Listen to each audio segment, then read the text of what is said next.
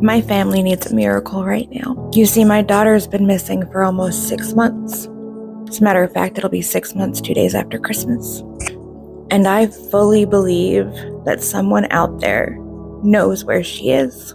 Someone out there knows what's happened to her. They just need the courage to come forward. For 5 months now, I've been utilizing the power of TikTok to spread my daughter's face and her story. And now I'm using it to plead for the person who knows where she is to finally find it in their heart to come forward. Layla is a mother to a 2-year-old daughter. She is 4 foot 10 inches tall, 115 pounds, maybe less. At the time of her disappearance, her hair was bleached out like this and she had dark roots growing back in. She has brown eyes, a beautiful smile. She was last seen wearing a white tank top, black leggings, and was running around barefoot. She was last seen at the Marble Slab Creamery in Kingsport, Tennessee on June 27th, and this is the story of her disappearance.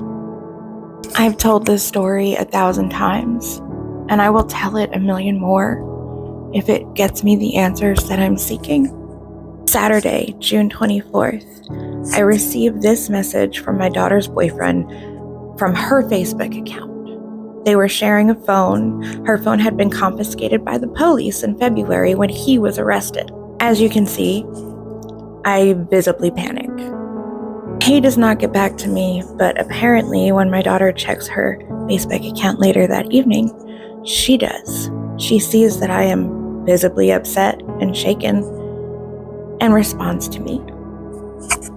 I had already gone to bed and didn't see this message until I woke up the next morning. Upon waking up and seeing this message, I respond.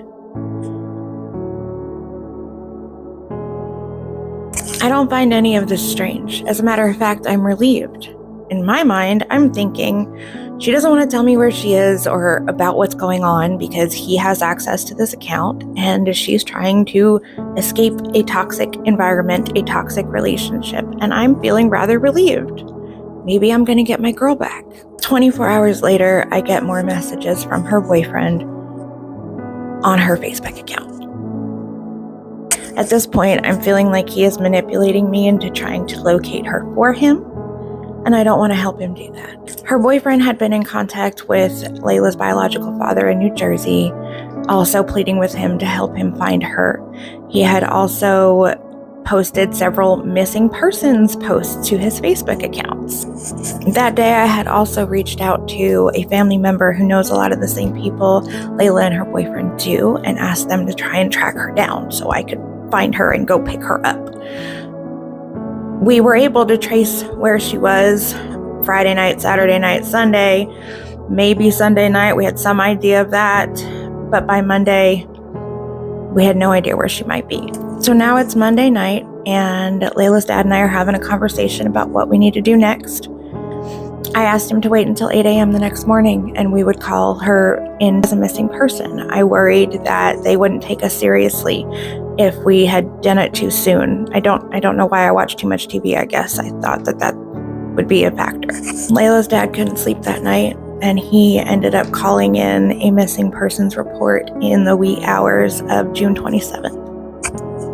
Detectives started at the boyfriend's house. Layla had been living there for months with the boyfriend and his mother and his brother. They interviewed everyone in the house that night. It was like 2 o'clock in the morning on the 27th and got as much information from them as they could. Everyone cooperated and the investigation began. I reached out to the lead detective on Tuesday afternoon, and he told me he was able to trace her steps all the way until Monday night, where he believed that she had stayed at the AmeriCorps Hotel. He believed she was still there at this point. He had even given me a room number that he believed she had been staying in. On Wednesday, I sent my ex-boyfriend and a friend of mine up there to retrieve my daughter.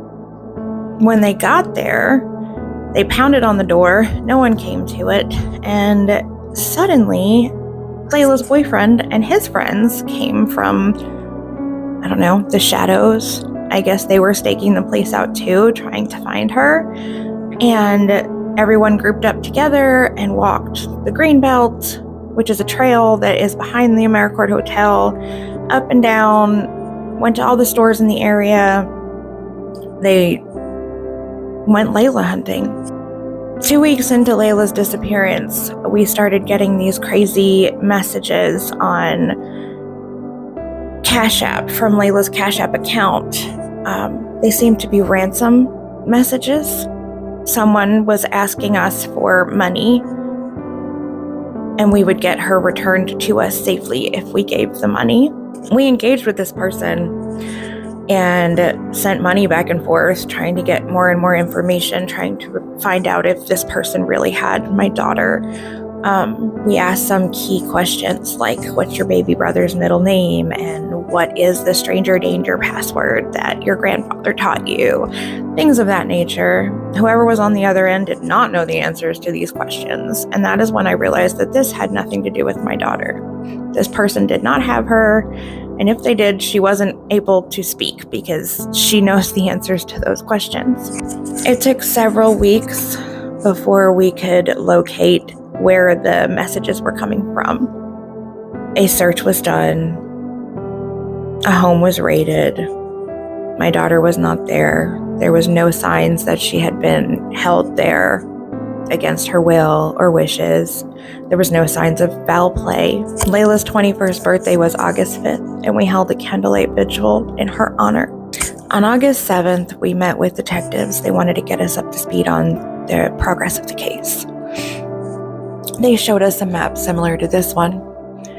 They had verified that my daughter was in fact at the AmeriCorps Hotel on Monday, the 26th. And she had been causing some kind of a ruckus and causing some problems. Management had spoken to her and told her that if she couldn't get her crap together, she was going to have to leave the premises. And so, from what I understand, she couldn't remember what room she was visiting. And she was kind of hiding out in the parking lot, waiting for whoever it was she was visiting to come and find her. And the police pulled in. If you look above my head in that red circle, that is where the AmeriCorps Hotel stands. Layla took off through that parking lot and into the little green circle where there are woods. She spent the night in those woods. In the morning, she was seen coming up out of the woods and across the field. In the blue circle, there is a building. It's a warehouse. There were people coming in and going to work that morning that saw my daughter, spoke to her even. She asked for a cigarette and nobody had one. She then left and went in the direction of the Greenbelt, which is this green line here. And later that day, she was seen at the Marble Slab Creamery, which is only a 10-20 minute walk from the hotel. And it apparently took her 4 hours to get there. After she left the Marble Slab, she was never seen or heard from again.